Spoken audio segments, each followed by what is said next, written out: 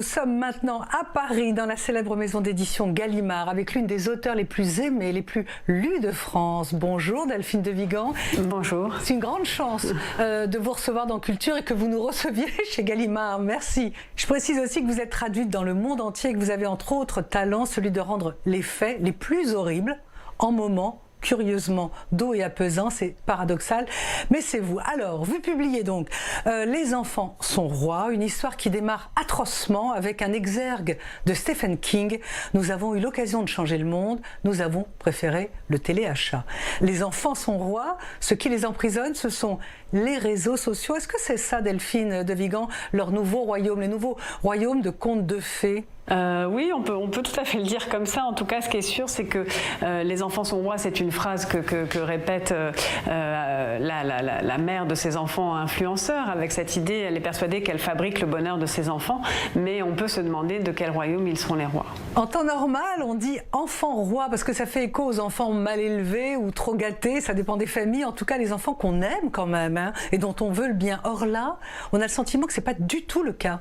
En fait, ce sont des enfants qu'on aime et dont on veut le bien, qui croulent sous une profusion invraisemblable d'objets, de friandises, de biens de consommation divers. Donc en ça correspond à la description que vous en faites. Oui, ce sont des enfants rois qui n'ont plus d'ailleurs grand-chose à désirer tant ils possèdent tout, mais on peut s'interroger sur les conséquences que cette profusion aura pour eux. Alors on entre avec vous, Delphine de Vigan, dans un monde fait de challenges mais inimaginables. Et surtout, dès le début, on retrouve Loana et le loft. On est dans ces années-là. Et vous dites d'ailleurs, page 19, c'est là que tout a commencé l'enfer. Oui, alors c'est vrai que moi je faisais le lien assez volontiers en fait entre ces chaînes qu'on découvre aujourd'hui sur YouTube et la télé-réalité, parce qu'au fond il me semble que ce sont les codes de la télé-réalité qu'on a vu aujourd'hui imprégner un peu tous nos médias et nos réseaux sociaux. Donc finalement ces vidéos d'unboxing, il me semble qu'elles se situent à peu près à égale distance entre la télé-réalité et le téléachat. Et en tout cas, nous avons adopté dans notre manière de nous mettre en scène sur les réseaux sociaux un certain nombre un vocabulaire, une grammaire qui vient en partie de la télé-réalité. Je pense par exemple dans ces chaînes qui pratiquent ce qu'on appelle aujourd'hui le vlogging, donc cette idée qu'on se raconte soi-même, qu'on raconte son quotidien. On retrouve finalement les codes du confessionnal, enfin le mode opératoire du confessionnal de la télé-réalité, où les candidats parlaient face caméra, se racontaient leur journée, expliquaient qu'ils s'étaient disputés avec un tel, qu'ils avaient pensé ci, fait ça, etc. Et parfois d'ailleurs cette espèce de commentaire permanent sur ce qu'on vit est une manière de combler ou de meubler un vide. Il y a un moment fantastique aussi où vous décrivez la sortie du loft. On a vraiment l'impression d'assister sous votre plume à la parade du cercueil de Victor Hugo traversant Paris.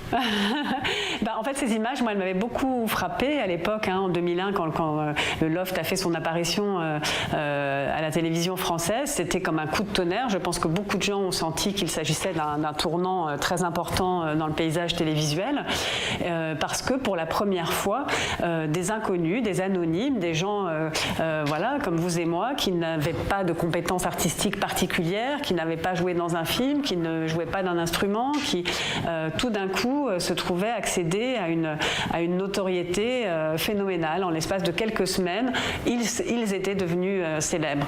Et en effet, ces images, si vous voulez, de ces jeunes comme ça, qui après quelques semaines enfermés dans une espèce de laboratoire étaient devenus des stars incroyables, qui provoquaient des attroupements, des émeutes, des embouteillages sur les Champs-Élysées. Voilà, ces images, je les avais trouvées à l'époque assez saisissantes, et en les revoyant pour écrire le roman, elles m'ont paru toujours aussi incroyables en fait. Et pardon, parce qu'en effet, je n'avais pas répondu tout à l'heure à votre question. C'est vrai que sur cette vidéo de YouTube qui met en scène les premiers moments du loft, c'est assez drôle parce que le premier commentaire qui a été fait par un internaute anonyme, c'est le jour où on a ouvert les portes de l'enfer. Début mars, il y a eu sur des chaînes françaises 2 documentaires sur elle, sur Loana. Elle est revenue sur sa sortie de Love Story. elle a dit « Mais si on m'avait dit ce qui allait se passer, j'aurais eu peur. C'était intrusif, violent, sans pitié. » Vous les avez vus, ces docs? Non, on en a parlé parce que là, en plus, pour moi, ils sont sortis de manière concomitante avec la sortie du roman. Donc malheureusement, j'étais assez occupée. Mais en effet, une journaliste m'a parlé de ça et m'a fait remarquer ce dont je n'avais pas vraiment pris conscience, que c'était les 20 ans du Loft, en fait. Et moi, c'est vrai que j'étais plutôt sur l'idée que ça faisait 20 ans que j'écrivais, que je publiais. Et parce qu'au fond, ça a coïncidé. J'ai publié mon premier roman en mars 2001 et le Loft est arrivé au printemps 2001 aussi sur les écrans français. Donc là, il y a effectivement eu un certain nombre apparemment de documentaires. Je les verrai volontiers parce que c'est un sujet qui continue de m'intéresser. Et dites-nous pour écrire donc ce livre, Les enfants sont rois, vous êtes fané toutes ces émissions, tout sur YouTube? Écoutez, oui, je dois dire que j'en ai visionné pas mal. Non, pas de chance. Je dois dire que la répétition, en fait, c'est d'ailleurs à un moment donné ce que je fais dire au personnage de Clara, cette jeune femme flic qui enquête.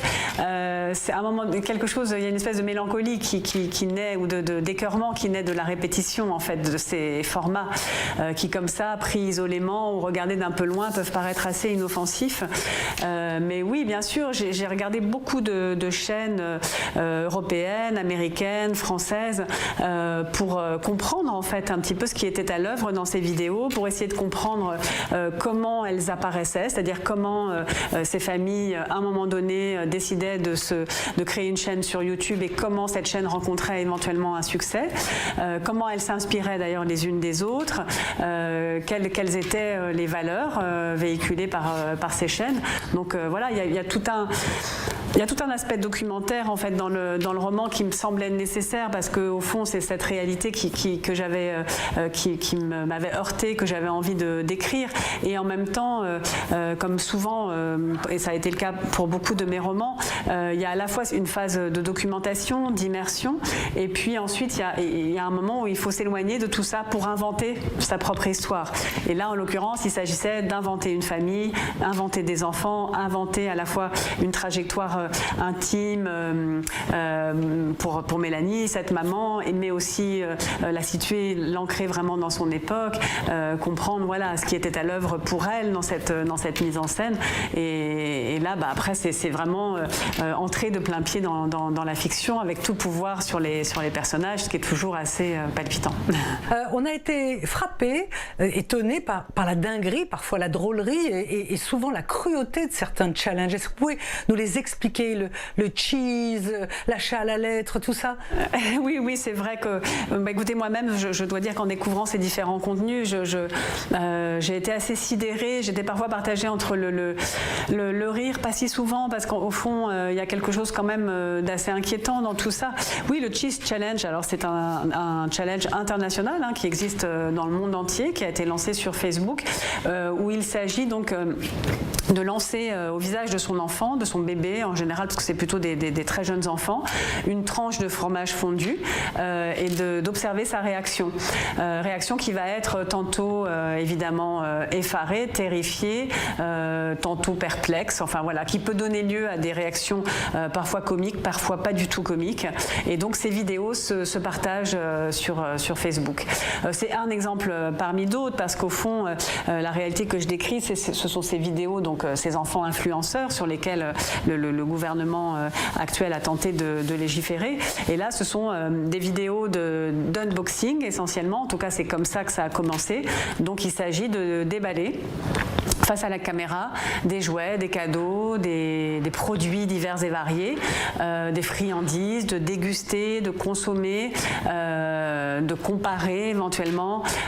Donc ça peut être deviner quel est le goût de telle pâte à tartiner, comparer une pâte à tartiner dont on ne nommera pas la marque à une pâte à tartiner qui est une imitation, savoir la reconnaître, laquelle est la vraie, laquelle est la meilleure, etc. Donc tout ça, au fond, ce sont plus ou moins des jeux quand même assez limités dans leur scénario et dans leur créativité, mais qui font, au fond, qui servent avant tout de publicité à différents placements à différentes marques et à différents placements de produits.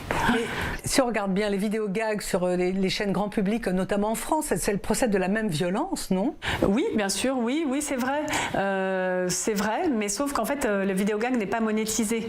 Là, au fond, peut-être ce qui interroge, c'est d'une part qu'il s'agit d'enfants très jeunes, parce que, après tout, que des adultes créent des chaînes d'unboxing, et ça existe aussi, certains déballent des jeux de vidéo et, pour les tester, c'est leur droit le plus strict. Mais là, en fait, moi, ce qui me pose question, c'est qu'il s'agit d'enfants très jeunes, et surtout qu'il y a des enjeux économiques qui sont très, très importants. Parce qu'il y a d'une part la monétisation en soi de ces vidéos, donc par YouTube. Plus une vidéo fait de vues, plus elle rapporte d'argent. Et par ailleurs, il y a ce que j'évoquais à l'instant, c'est-à-dire le placement de produits. Ensuite, ces chaînes, pour beaucoup, se sont lancées dans des produits dérivés, que ce soit à l'étranger ou en France. Il y a tout un marché parallèle, complémentaire qui se met en place. Parmi vos livres, Delphine de Vigan, il y a bien sûr Rien ne s'oppose à la nuit. C'est un magnifique récit noir et solaire qui raconte votre maman, qui raconte sa bipolarité, son suicide et par là votre enfance. Est-ce qu'il y a une morale dans ce nouveau livre? Est-ce que ça dit qu'on fait quoi qu'on fasse, on ne fait pas bien avec ses enfants? Et est-ce que c'est lié? Non, alors pour moi ça n'est pas lié du tout et ce sont vraiment deux choses très différentes. Rien ne s'oppose à la nuit, c'est un livre qui est beaucoup plus personnel et dans lequel j'ai effectivement tenté de retracer l'histoire de ma mère et ou en tout cas il me semblait une manière de lui rendre hommage que de créer ce personnage dont j'essayais de comprendre la trajectoire jusqu'à son suicide. Là, avec Les enfants sont rois, la démarche elle me paraît tout à fait différente et ce qui est sûr, c'est que je n'avais pas du tout envie de me positionner justement en juge ou en moralisatrice par rapport à ces familles ou par rapport à ces contenus. De même, Pardon, je vous coupe, parce que par moments on a l'impression que les réseaux sociaux, c'est pas bien. Non, en fait, les réseaux sociaux, on sait à quel point ils sont à l'origine du meilleur comme du pire, à quel point ils peuvent être une source formidable d'épanouissement, de créativité, de libération de la parole, on a pu le voir. Et en même temps, on voit aussi, dans certains cas, qu'ils peuvent être une source d'aliénation. Et de mon point de vue, quand il s'agit de ces enfants influenceurs, et c'est vraiment ça le sujet, oui, voilà, encore une fois, ça me pose question. Mais si vous voulez, mon propos, il n'est pas de dire c'est bien, c'est mal. Je ne serais pas romancière si c'était ça mon propos. C'est plutôt d'essayer de comprendre ce qui est à l'œuvre, en fait, pour ces familles, pour ces parents. C'est d'essayer, à travers la fiction, à travers le roman, de m'approcher de leurs failles, de leur motivation, par moments de leur déni, de leur aveuglement. Mais je ne veux pas les aborder en surplomb, en fait, parce que cette époque qui est la leur, c'est aussi la mienne. Et moi-même aussi, à plus d'un titre, probablement, j'adhère à un certain nombre de travers de notre époque. Donc voilà, c'est plus sous forme de questionnement, d'interrogation que de sentence, en tout cas. Ce livre, Delphine de Vigan, c'est aussi un thriller. J'ai pas envie de raconter le début, mais ensuite, c'est un thriller qui devient un roman romanesque. Et on a l'impression que vous avez inventé un genre nouveau, le thriller romanesque. C'est aussi l'opposition de deux femmes. Il y a la mère de l'enfant roi, enfin des deux enfants rois, parce qu'il y a son frère, et puis il y a la flic qui est là pour enquêter. Ce sont deux voix distinctes, deux femmes touchantes. Dans laquelle des deux avez-vous mis votre âme? En tout cas, ce qui m'a amusé, c'était de les construire un peu en contrepoint l'une de l'autre. C'est-à-dire qu'effectivement, autant Mélanie, cette mère qui a été une candidate malheureuse de télé-réalité et qui, dans les années qui sont les nôtres, met en scène ses enfants sur YouTube, c'est une femme qui a cherché la lumière, en fait, toute sa vie, qui a eu envie d'être célèbre, comme l'étaient les candidats du Loft qu'elle a découvert quand elle avait 17 ans. Là où, à l'inverse, Clara est plutôt une jeune femme de l'ombre qui, pour des raisons à la fois familiales éducative aussi, a plutôt choisi d'être en retrait. Donc ça m'amusait qu'elle soit un petit peu comme deux facettes opposées, et deux attitudes finalement opposées par rapport à l'époque. Comme souvent d'ailleurs dans les romans, finalement j'ai mis de moi-même un peu dans ces deux personnages. C'est ça le grand pouvoir d'ailleurs de la fiction, c'est de pouvoir être un peu partout à la fois. Elles ont d'ailleurs l'une et l'autre une forme de mélancolie qui ne m'est pas tout à fait étrangère. Alors c'est vrai que sans doute je suis plus proche de Clara dans dans cette inquiétude que je peux avoir par moments, ou ce sentiment de décalage par rapport à la marche du monde et par rapport à cet univers où on prône le partage, où le mot partage est répété à l'envi, où on parle de communauté, dans un moment où il me semble nous n'avons jamais été aussi individualistes. Donc voilà, moi je suis pas mal dans ces interrogations-là aussi, comme Clara sans doute. Mais on suit l'enquête justement, l'enquête de cette flic Clara et les statistiques policières, elles sont glaçantes. Moi j'ai failli abandonner le livre, j'avoue, je vais pas dire pourquoi, mais parce que ça dévoilerait le livre, mais franchement j'ai failli. Vous avez travaillé auprès d'une brigade? Oui, j'ai eu la chance en fait d'être accueillie, d'être reçue par la brigade criminelle de Paris, qui en effet serait très vraisemblablement dans l'hypothèse d'une disparition d'enfants aussi connus, parce que là il s'agit aussi de la notoriété de cet enfant avec demande de rançon.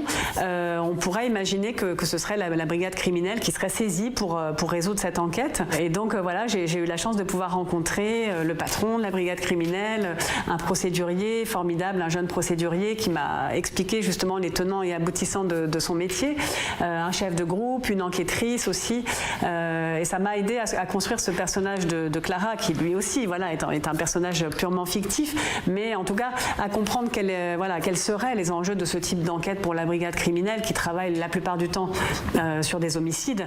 Donc d'une certaine manière, si vous voulez, les jeux sont faits et il faut trouver qui est l'auteur du crime. Mais là, quand il s'agit d'enlèvement d'enfants, et c'est arrivé par le passé que la brigade criminelle travaille sur des enlèvements d'enfants, évidemment il y a un enjeu qui est un enjeu de vie ou de mort qui est extrêmement prenant, stressant pour les équipes. Toujours sans dévoiler le livre, il y a une partie prospection. Vous inventez un futur. Qu'est-ce qui vous a paru important de garder dans les 30 années qui viennent? Ce qui m'intéressait, c'était de vraiment tirer le fil de ce qu'on observe aujourd'hui, d'être vraiment dans cette espèce de prospective comme ça, qui est assez proche. C'est simplement tirer les fils de ce qu'on observe maintenant.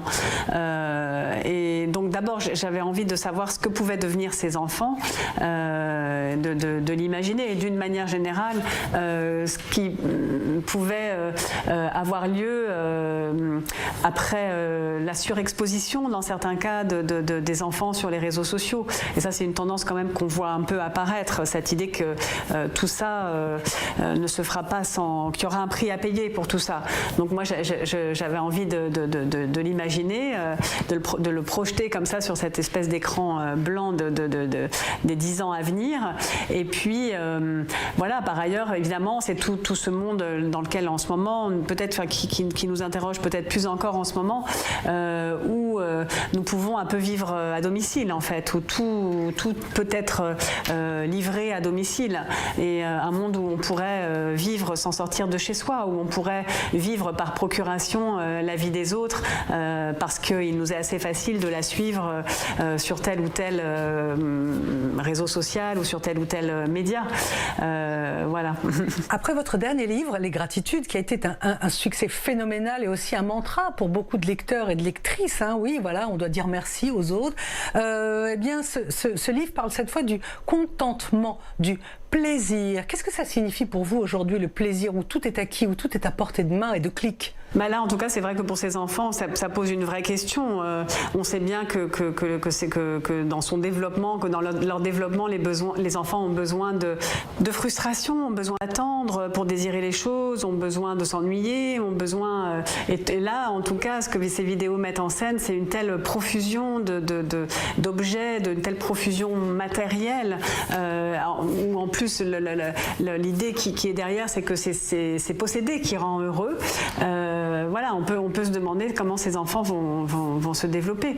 À un moment donné, d'ailleurs, Clara s'interroge en disant voilà, que peuvent désirer des enfants qui ont tout, et que deviendront ces enfants qui ont appris très très jeunes à séduire, à plaire, à répondre à leurs fans, à répondre aux injonctions de l'époque et du réseau social. En tout cas, je trouve que ça nous interroge. Delphine de Vigan, comment se passent vos journées maintenant que le livre sort? Comment une écrivaine fait-elle la promo d'un livre en pleine période Covid? Écoutez, c'est un petit peu particulier parce qu'effectivement, tout ce qui est un peu, toutes les rencontres en librairie qu'on fait généralement, les salons, etc. Enfin, moi, je fais pas beaucoup de salons, mais je fais beaucoup de rencontres en librairie. Là, en ce moment, elles ne peuvent pas avoir lieu puisque en France, nous avons le couvre-feu. Voilà, sinon, pour le reste, avec les médias, eh bien, la plupart du temps, on est masqué. On est masqué quand on va à la radio, on est masqué quand on rencontre des journalistes. Là, le fait d'être seule dans cette pièce me permet de ne pas l'être pour vous répondre. C'est pour ça qu'on a choisi le duplex. Oui, c'est vrai que c'est un petit peu particulier en fait. On se rend compte à quel point ce langage du visage est important pour transmettre nos émotions et nos intentions. En fait, il y a plein de moments où on voit bien qu'en fait, avec le masque, c'est difficile de se comprendre. Voilà. Et le livre, le livre dans le fond, il s'en sort pas mal quand même, non? C'est vrai, et je trouve que c'est assez réjouissant de faire ce constat, de se rendre compte que le livre finalement aura résisté à tout. Je lisais un article ces jours-ci sur on a prédit la mort du livre avec l'arrivée de la télévision, du cinéma, des séries, de Netflix, etc. Et puis finalement de YouTube, et finalement le livre résiste. C'est assez réconfortant de voir ce retour à la lecture, à la littérature, dont font preuve aujourd'hui pas mal de gens, et pas mal de jeunes gens, contrairement à ce qu'on pourrait penser. Delphine de Vigan, vous avez fait la couverture du magazine Elle, français. Quel effet ça fait d'être comme ça, la reine du jour, d'être exposée? Est-ce que vous êtes trouvée jolie? Écoutez, vous savez, en général, il y a quand même beaucoup à la fois du maquillage, des éclairages, des beaux habits qui ne sont pas les miens, tout ça qui vous met pas mal en valeur. Oui, je me suis interrogée parce que c'est vrai que c'est une forme d'exposition à laquelle je ne suis pas forcément habituée, mais en même temps je trouvais ça formidable de la part du Elle de mettre en couverture une femme de plus de 50 ans et une écrivain. Voilà, c'était de mon point de vue deux bonnes raisons d'accepter de jouer à la princesse pour le temps d'une semaine. Et sur l'Instagram de François Bunel, on a pu lire un message de grande satisfaction. Est-ce que vous irez dans son émission littéraire sur une chaîne française? Non, je n'irai pas dans son émission parce que notre relation est telle qu'aujourd'hui que ce serait tout à fait impossible en fait de jouer ce jeu. Ça prouve une grande intégrité morale, car tout le monde ne fait pas la même preuve d'intégrité dans les réseaux sociaux et dans les médias. Voilà, merci beaucoup Delphine de Vigan. Les enfants sont rois aux éditions Gallimard. Merci. Merci beaucoup, merci à vous Valérie.